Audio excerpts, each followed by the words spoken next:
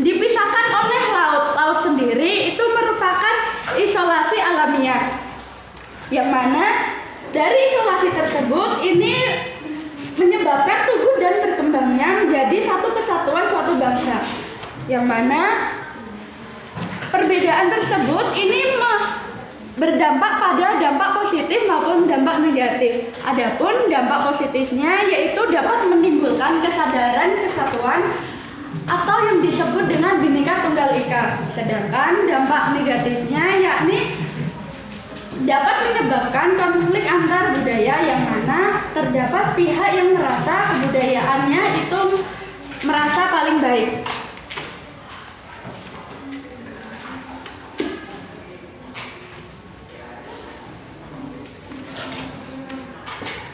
Selanjutnya yaitu pengaruh iklim.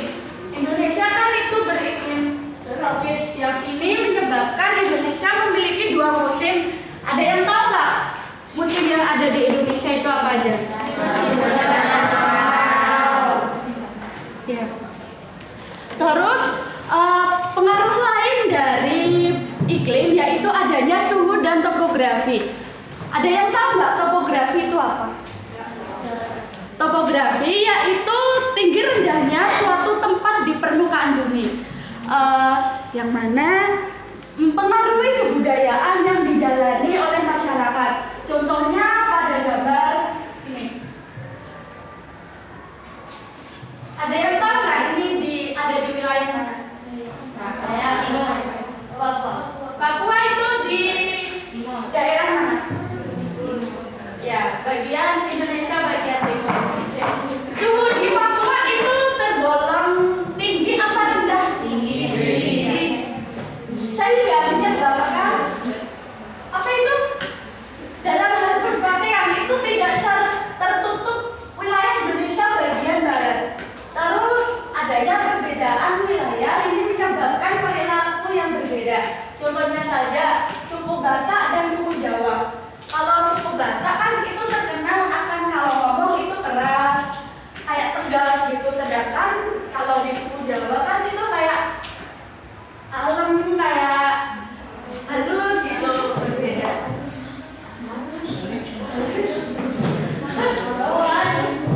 Yang selanjutnya yaitu mengenai letak geografis. Indonesia ini berada di posisi silang, yang mana ini apik oleh dua benua dan dua samudera.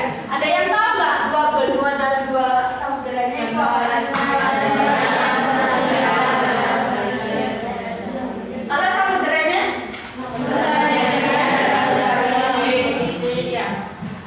Posisi Indonesia yang strategis ini menyebabkan pada zaman dahulu bangsa asing itu datang ke Indonesia, yang menyebabkan Indonesia ini menjadi wilayah yang sangat strategis dalam hal pelayaran dan perdagangan. Selain itu, wilayah Indonesia yang strategis ini juga terjadinya akulturasi. Ada yang tahu nggak akulturasi itu apa? Percampuran budaya yang bagaimana? Iya, akulturasi yaitu pencampuran dua budaya tanpa menghilangkan budaya asli.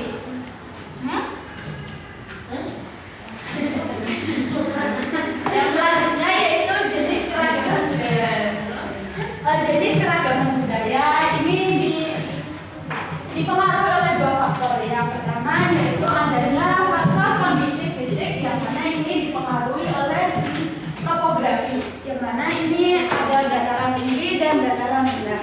Yang faktor kedua yaitu adanya kolonialisme, perang, dan globalisasi. Populasi asing yang menetap di daerah baru ini berinteraksi dengan warga lokal.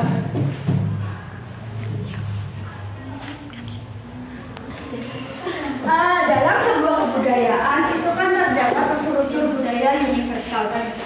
Istilah universal menurut Quentin-Hart itu mengacu pada unsur-unsur kebudayaan yang bersifat universal sehingga dapat ditemukan pada berbagai unsur-unsur kebudayaan. Adapun 7 unsur-unsur kebudayaan universal yaitu apa saja?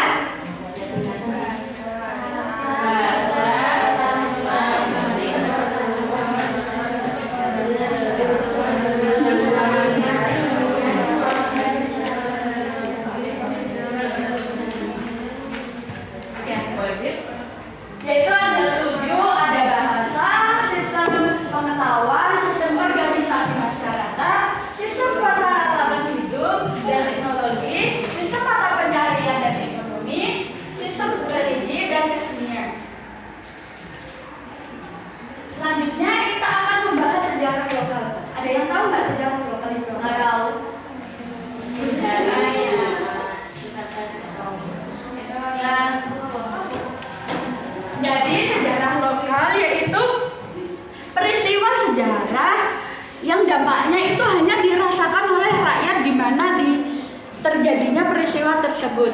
Di Indonesia sendiri sejarah lokal ini disebut dengan sebagai sejarah daerah. Tolong Mas yang paling depan untuk diklikkan slide selanjutnya.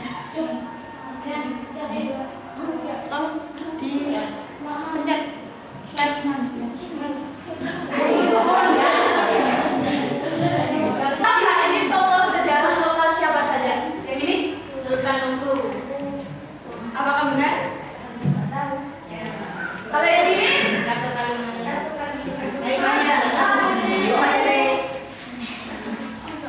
Kalau yang terakhir itu siapa?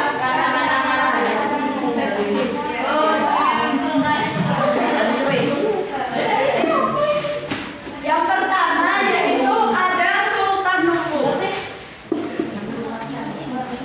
Sultan Nunggu ini dikenal sebagai pembawa persatuan multikultur Maluku dan Papua karena beliau ini berhasil mengusir penjajah dari wilayah tersebut dan dapat menciptakan suasana damai, tentram pada wilayah tersebut juga. Terus pada tahun 1789 ini terjadi pergolakan tahta kerajaan Tidore yang mana ini menyebabkan Belanda ingin menguasai Tidore sebagai vassal. Ada yang tahu nggak vassal itu apa? Vassal itu negara atau daerah taklukan. Dan juga Belanda ini mengangkat Patah Alam sebagai Sultan Tidore. Akan tetapi sebagian wilayah taklukannya itu tidak setuju Patah Alam sebagai sultan dan lebih memilih Sultan Nunggu ini sebagai Sultan Tidore. Untuk mengatasinya, Belanda ini melakukan penyerangan. Terus pada tahun 1794 Sultan Nunggu ini diangkat menjadi Sultan Tidore dan menggugur Tidore, yang mana dalam pemimpin ini Sultan Nunggu didukung oleh ayahnya Jamaluddin, didukung oleh Inggris dan didukung oleh rakyat Tidore.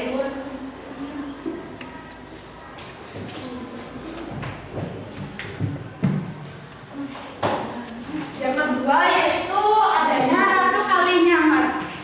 Ratu Kalinyamat ini dikenal sebagai wanita penguasa di Jawa.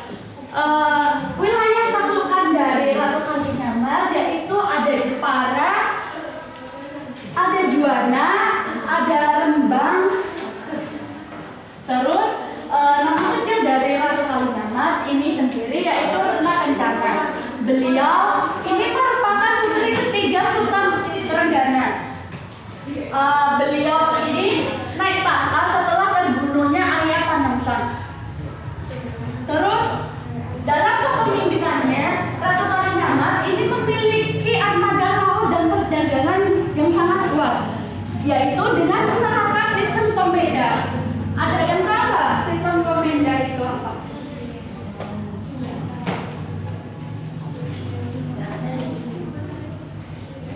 Ada yang tahu nggak? Sistem komenda sendiri yaitu para raja di wilayah pesisir itu mengirimkan wakilnya di Malaka untuk melakukan investasi. Ada yang tahu nggak investasi itu apa?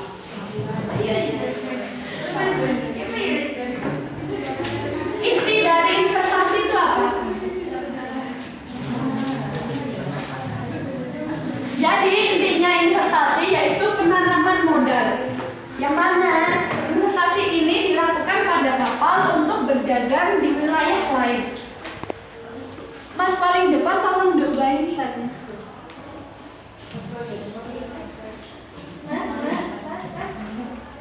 Selanjutnya yaitu Laksamana Maharayati. Beliau ini dikenal sebagai Laksamana wanita pertama di dunia modern.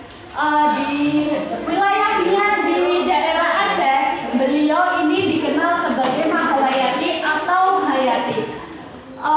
Beliau ini bekerja sebagai pemimpin armada laut Kerajaan Aceh. Sebelum memimpin sebagai pimpinan armada Kerajaan Aceh, ini beliau bekerja sebagai pemimpin Inong Bali. Ada yang tahu nggak Inong Bali itu apa? Coba buka LKS-nya, ada kok Inong Bali. Inong Bali itu pasukan wanita yang mana suaminya itu terbunuh pada saat perang. Maksudnya itu pasukan janda, pasukan wanita janda. Terus beliau juga pernah memimpin sebagai commander atau komandan pasukan, dan beliau juga pernah memimpin sebagai diplomat. Diplomat itu orang yang bertugas mewakili negara dan pemerintahannya di negara lain untuk urusan diplomatik. Terus pada 21 Juni 1599 kapal Belanda ini berlabuh di kota Kerajaan Aceh. Awal dari kedatangan Belanda ini awalnya disambut baik oleh Kerajaan Aceh karena diharapkan Kerajaan Aceh ini bisa bekerja sama dengan Belanda. Akan tetapi tujuan sebenarnya Belanda datang ke Aceh ini hanya untuk merusak tatanan pemerintahan, sehingga Laksamana Mahayati ini memiliki strategi untuk mencegah hal tersebut itu dengan melakukan penyerangan terhadap Cornelis dan Frederick de Witman.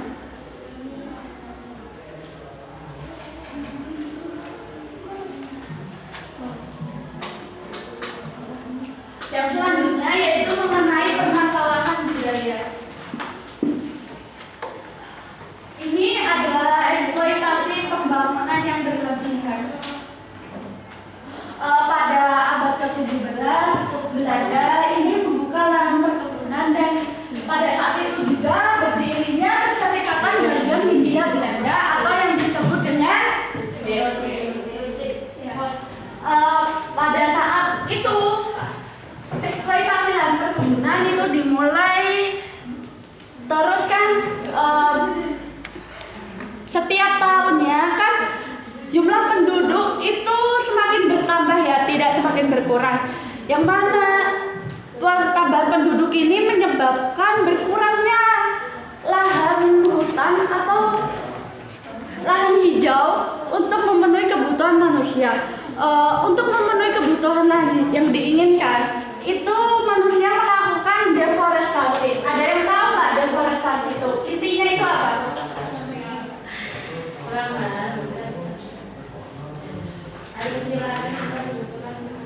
Jadi deforestasi yaitu penggundulan hutan yang dilakukan secara ekstrim dengan tujuan alih fungsi lahan yang awalnya menjadi daerah aliran air itu menjadi daerah runoff. Tolong Mas yang di belakang, yang paling depan gantiin.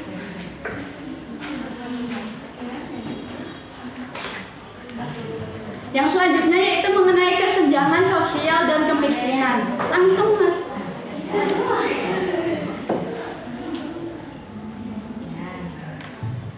Kesenjangan sosial di Indonesia ini dalam individu yang mana kesenjangan ini juga berkaitan dengan kemiskinan.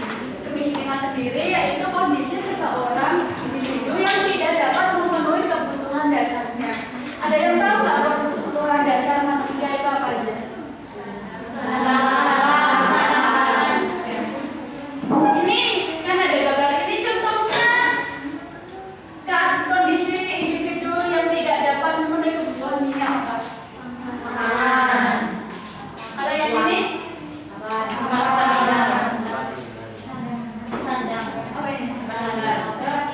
Sandang apa? Papan. Ini adalah gambar contoh dari kesenjangan yang mana kan ini ada gedung tinggi dan wilayah permukiman yang sangat kumuh ya, sehingga menyebabkan itu terlihat terjadi perbedaan gitu, yang mana yang kaya semakin miskin.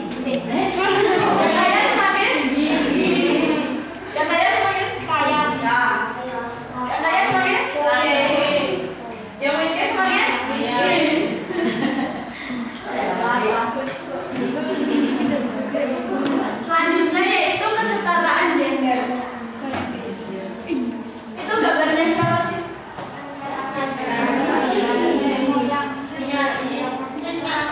Jadi apa era Kartini? Era Kartini sendiri ini merupakan pelopor adanya kesetaraan gender di Indonesia. Kesetaraan gender ini dibentuk dengan harapan kaum perempuan ini memiliki kesempatan yang sama untuk berpartisipasi di berbagai bidang apa yang dianggap hanya boleh dilakukan oleh kaum laki-laki. Contohnya dalam hal pendidikan. Kan masyarakat Indonesia ya sebagian sehingga mayoritas itu masih menganggap bahwa perempuan itu nggak usah lah menempuh pendidikan yang tinggi-tinggi kalau ujung-ujungnya setelah menikah itu hanya mengurus rumah tangga. Selanjutnya yaitu adanya kenakalan.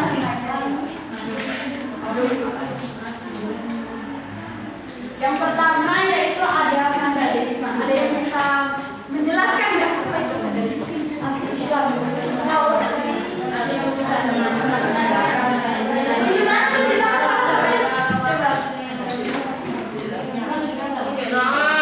Ayo Mbak, yang keras ya? Ya nggak apa-apa.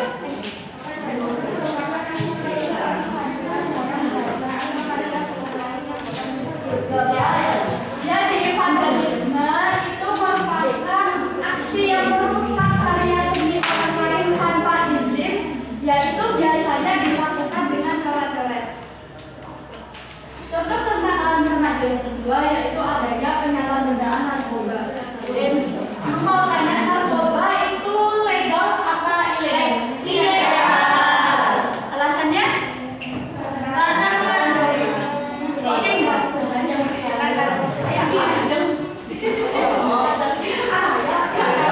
Ada yang tahu nggak nama lain dari narkoba itu apa? Narkoba. Apa? Narkotika. Lainnya lagi? Enggak.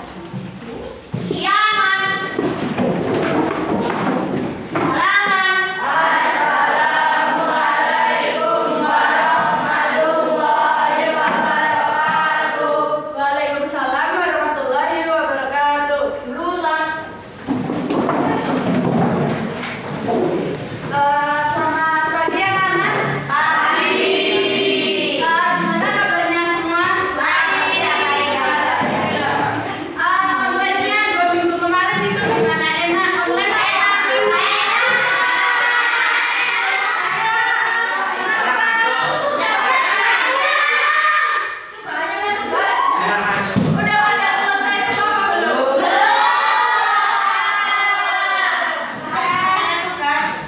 Sebelum Ibu mulai, ini yang nggak masuk siapa? Apa masuk?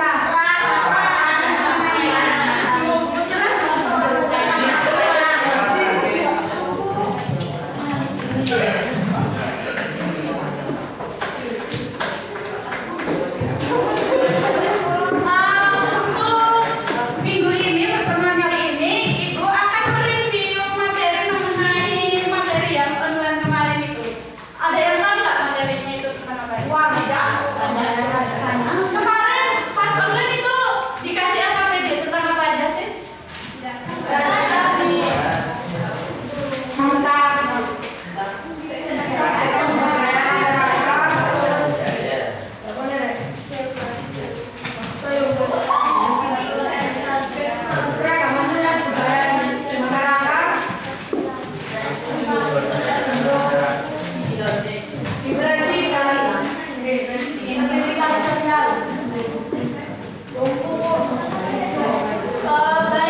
Kali ini kita akan mempelajari pada tema 4, yaitu pemberdayaan masyarakat.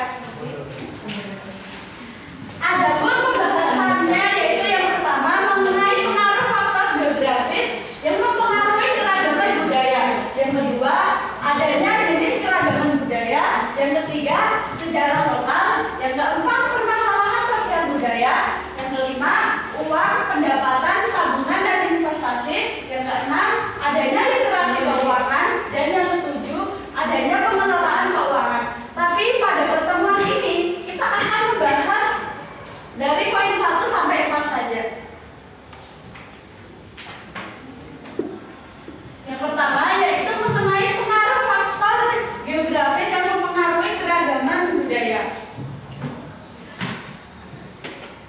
Yang pertama yaitu kan Indonesia itu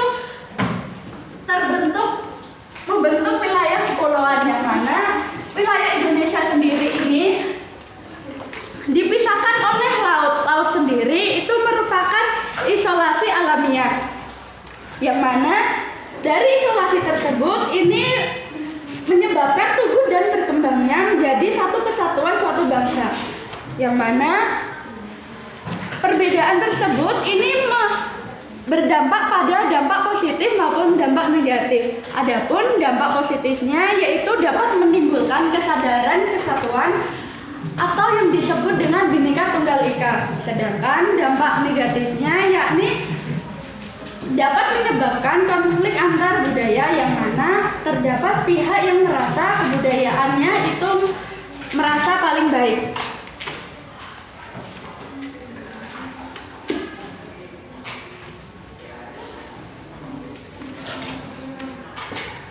Selanjutnya yaitu pengaruh iklim.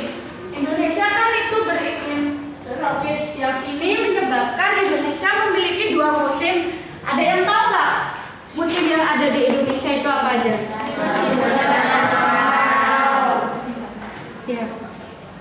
Terus pengaruh lain dari iklim yaitu adanya suhu dan topografi. Ada yang tahu nggak topografi itu apa?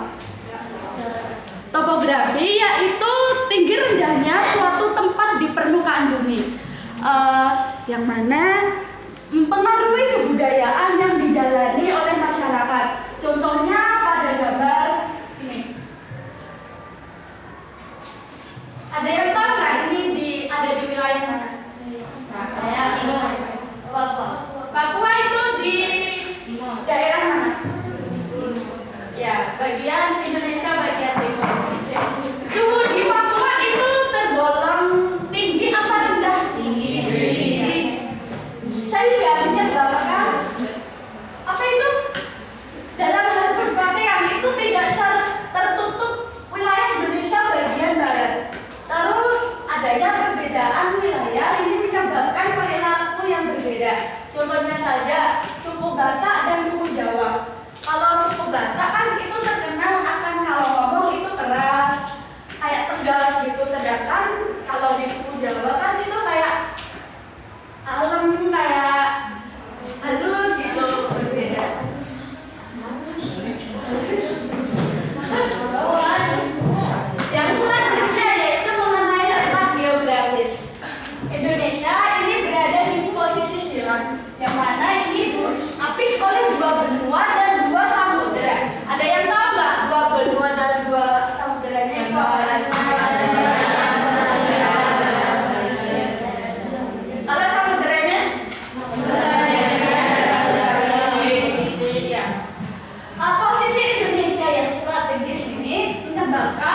pada zaman dahulu bangsa asing itu datang ke Indonesia yang menyebabkan Indonesia ini menjadi wilayah yang sangat strategis dalam hal pelayaran dan perdagangan.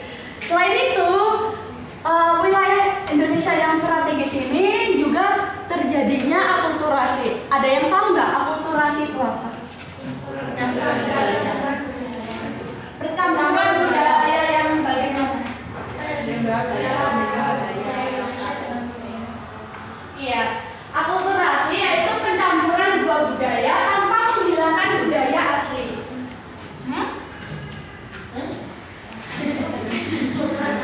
Yang selanjutnya yaitu jenis keragaman budaya. Jenis keragaman budaya ini dipengaruhi oleh dua faktor. Yang pertama yaitu adanya faktor kondisi fisik, yang mana ini dipengaruhi oleh topografi, yang mana ini ada dataran tinggi dan dataran rendah.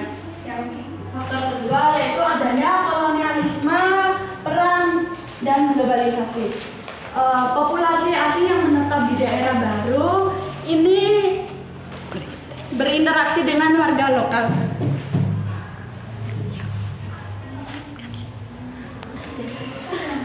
Dalam sebuah kebudayaan itu kan terdapat unsur-unsur budaya universal. Istilah universal menurut Quentin-Hart itu mengacu pada unsur-unsur kebudayaan yang bersifat universal sehingga dapat ditemukan pada berbagai unsur-unsur kebudayaan. Adapun 7 unsur-unsur kebudayaan universal yaitu apa saja?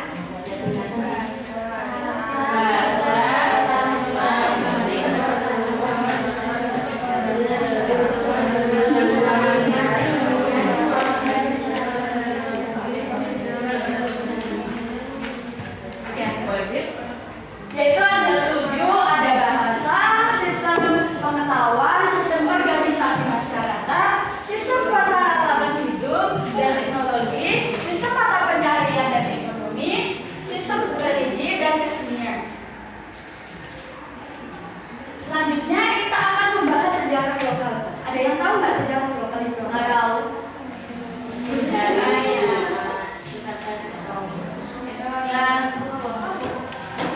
Jadi sejarah lokal yaitu peristiwa sejarah yang dampaknya itu hanya dirasakan oleh rakyat di mana terjadinya peristiwa tersebut. Di Indonesia sendiri sejarah lokal ini disebut dengan sebagai sejarah daerah.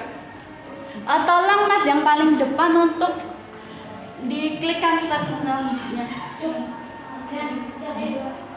Tolong di slide selanjutnya. Nah, ini tokoh sejarah lokal siapa saja? Yang ini? Sultan Nunggu. Apakah benar? Kalau yang ini? Ratu Kalimantan.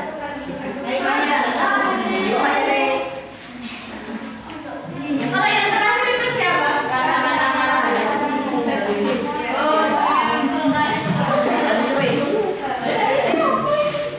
Yang pertama yaitu ada Sultan Nunggu. Sultan Nunggu ini dikenal sebagai pembawa persatuan multikultur Maluku dan Papua karena beliau ini berhasil mengusir penjajah dari wilayah tersebut dan dapat menciptakan suasana damai, tentram pada wilayah tersebut juga. Terus pada tahun 1789 ini terjadi pergolakan tahta kerajaan Tidore, yang mana ini menyebabkan Belanda ingin menguasai Tidore sebagai vassal. Ada yang tahu nggak vassal itu apa? Vassal itu negara atau daerah taklukan. Dan juga Belanda ini mengangkat Patah Alam sebagai Sultan Tidore. Akan tetapi sebagian wilayah taklukannya itu tidak setuju Patah Alam sebagai sultan dan lebih memilih Sultan Nunggu ini sebagai Sultan Tidore. Untuk mengatasinya, Belanda ini melakukan penyerangan. Terus pada tahun 1794 Sultan Nunggu ini diangkat menjadi Sultan Tidore dan Menggugur Tidore, yang mana dalam pemimpin ini Sultan Hutu didukung oleh ayahnya Jamaluddin, didukung oleh Inggris dan didukung oleh rakyat Tidore.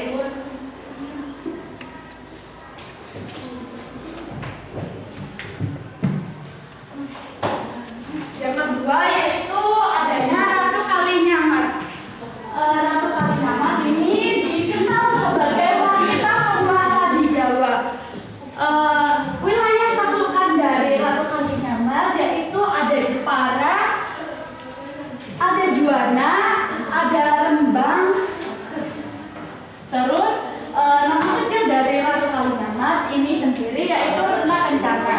Beliau ini merupakan putri ketiga Sultan Trenggana. Beliau ini naik tahta setelah terbunuhnya ayah Panemsan. Terus dalam kepemimpinannya Ratu Kalinyamat ini memiliki armada laut dan perdagangan yang sangat kuat, yaitu dengan menerapkan sistem komenda. Ada yang tahu nggak sistem komenda itu apa?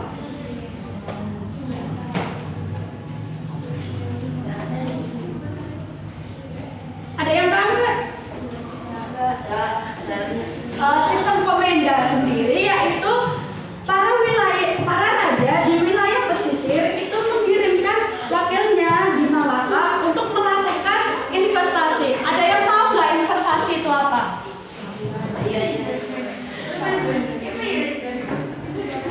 Inti dari investasi itu apa? Jadi intinya investasi yaitu penanaman modal, yang mana investasi ini dilakukan pada kapal untuk berdagang di wilayah lain. Mas paling depan tolong doain slide-nya.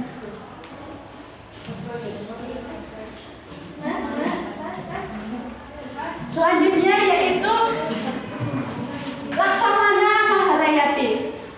Beliau ini dikenal sebagai Laksamana wanita pertama di dunia modern. Di wilayahnya di daerah Aceh, beliau ini dikenal sebagai Maharayati atau Hayati. Beliau ini bekerja sebagai pemimpin armada laut Kerajaan Aceh.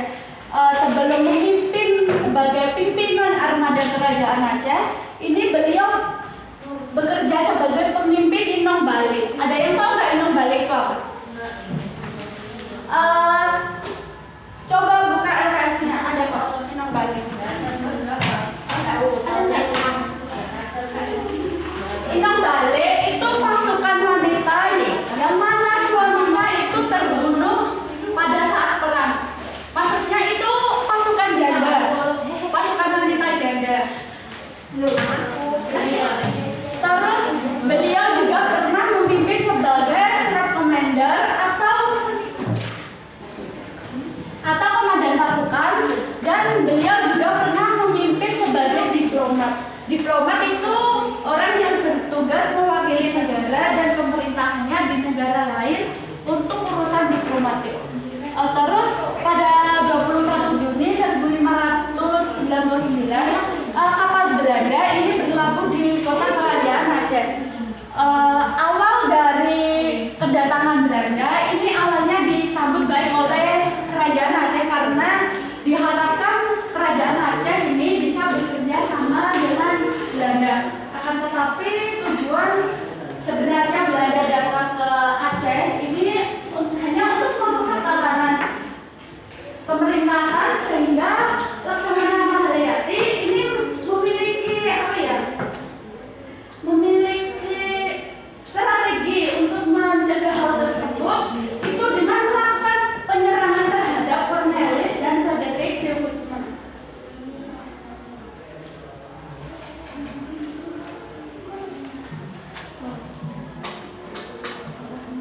Yang selanjutnya yaitu mengenai permasalahan biaya.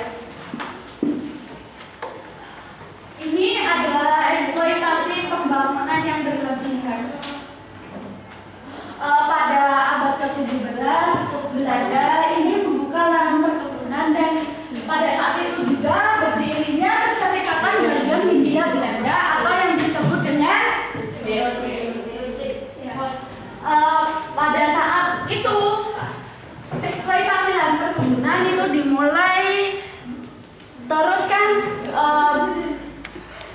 setiap tahunnya kan jumlah penduduk itu semakin bertambah ya, tidak semakin berkurang. Yang mana pertambahan penduduk ini menyebabkan berkurangnya lahan hutan atau lahan hijau untuk memenuhi kebutuhan manusia.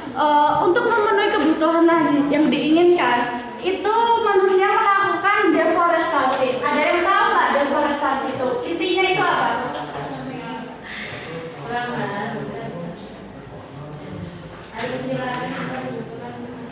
Jadi deforestasi yaitu penggundulan hutan yang dilakukan secara ekstrim dengan tujuan alih fungsi lahan yang awalnya menjadi daerah aliran air itu menjadi daerah runoff. Tolong Mas yang di belakang, yang paling depan gantiin.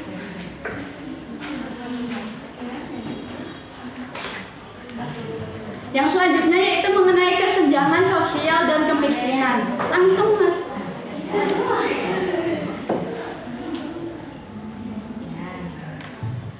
Kesenjangan sosial di Indonesia ini